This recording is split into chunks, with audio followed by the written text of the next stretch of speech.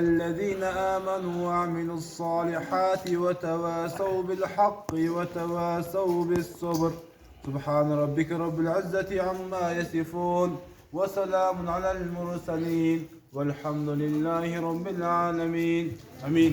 اللهم ربنا تقبل منا هذه تلاوة القرآن. اللهم ارحمنا بالقرآن. اللهم اجعل لنا نورا وهدى في الدنيا والآخرة. Ya Allah'ım şu okulan Kur'an soğuptorun, Cenab-ı Hak kılgan ihsanın soğuptorun, ötüp ketken жалпы момын мұсылмандықтан bağışladık. Жатқан жерлерин жайлуу топурагын торкогун Аллахым, кабыр азабынан тозогудан сатагын, кабырларын мурдужан кең кылгын, акыреттерин абаат кылгын, билип билбей кылган күнөөлөрүн кечирин Аллахым. Cenab-ı Günkü iftarda uyuşturgan Tolkun Akay'ın üyüne bereke verin Allah'ım. Rızkısını ken kılgın, iki dünya yüzün jarık kılgın, iki dünya şermenden özün saktagın Allah'ım. Uşu Tolkun Akay'ın baldarından dağın, İslam dinine, eline, cene hizmet kılgan, salih, saliha, takva, hafiza baldardan kızların çıkan özü nasip etsin Allah'ım.